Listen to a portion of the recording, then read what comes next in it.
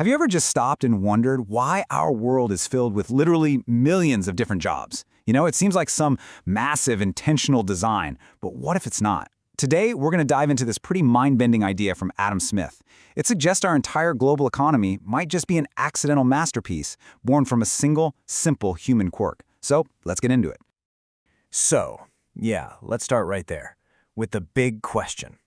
Why is one person a baker, another's a computer programmer, and someone else is a deep-sea welder? How did we end up with this incredible, complicated web of specialized jobs that somehow keeps our whole society running? Now, the common sense answer seems pretty obvious, right? We just kind of assume that the baker was born with a knack for dough and the programmer just naturally thinks in code. We figure our unique inborn talents are what push us into our professions. And hey, it makes sense, but according to Adam Smith, it's completely backward. Okay, so if it's not talent, then what is it? Well, Smith says we have to look past our individual skills and focus on something way more fundamental about us. He says the key isn't what makes us smart, but what makes us social. He's talking about a specific behavior that makes us a truly unique kind of, trading animal. This whole complex system has a name, the division of labor. But Smith says it didn't come from some grand plan for creating wealth or anything like that. Nope. Instead, it's just the slow, gradual result of a basic human instinct, our deep-seated need to trade stuff with each other. And this quote just perfectly illustrates how special that instinct really is. Sure, animals might cooperate, two greyhounds chasing a rabbit, but that's just a temporary team-up. They don't make contracts, they don't make deals, they don't trade. Only humans do. Think about it. When your dog wants something from you, what does it do? It's got one main tool: persuasion. It whines, it begs, and tries to butter you up. Humans, on the other hand, we have a much more efficient system. We make a deal. We use contracts, barter, and purchase. And this simple act of making a deal, it's the engine of our entire society. To really get why it's so incredibly powerful, we need to look at what happens when you build a whole world on top of bargains, all driven by the power of self-interest. So, unlike most animals that grow up and become totally independent, we humans are constantly in need of help, not just from a few people, but from countless others. Just think about all the people involved in getting you your morning coffee. Your whole life is built on a foundation of massive cooperation. But how do you get all that cooperation? Smith points out that we can't possibly rely on the friendship or the kindness of every single person we need help from. It's just not practical. Instead, we appeal to something way more reliable: their own self-interest. What this means is, when you go to the baker for bread, you don't talk about how hungry you are, you talk about what's in it for them: your money. This is the simple meaning of every single bargain we make. Give me what I want and you'll get what you want. It's a system built on mutual advantage. All right, so now let's see how this one simple act of trading builds into something much, much bigger. It turns out this is the very seed from which every specialized job grows. It's how the specialist is born. Smith gives us this perfect little story.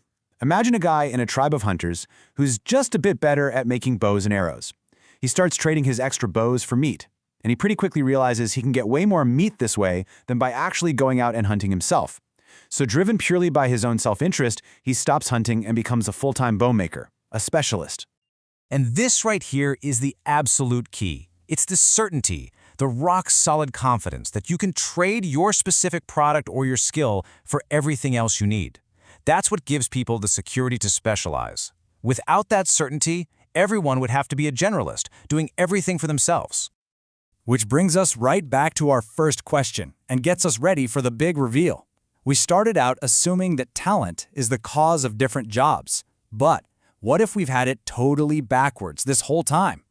So to really hammer this point home, Smith gives us this stark comparison: a philosopher and a common street porter. Two people whose skills and genius seem like they're from different planets. But he argues that for the first 6 or 8 years of their lives, they were probably very much alike. And then he makes this radical claim: that huge gap in talent we see between them as adults, that is not the reason one became a philosopher and the other a porter. It is not the cause of their different jobs. It's the effect. The job creates the talent. You see, the habit, the custom, the education of being a philosopher for decades hones the mind in one direction, while the work of a porter hones the body in another. Specialization itself is what creates the appearance of these vast inborn differences in genius. Now, this idea is way bigger than just jobs. It has this profound implication for human potential itself. It explains how all our individual talents become what he calls a common stock, and why that makes us fundamentally different from every other species on Earth. Think back to the dogs for a second.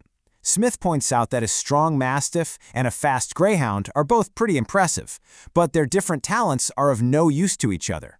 They can't trade their abilities. Their skills just stay isolated. But for us humans, the exact opposite is true. The most different talents, the philosopher and the porter, are incredibly useful to one another, precisely because we have that unique ability to truck, barter, and exchange. And this is really the final piece of the puzzle.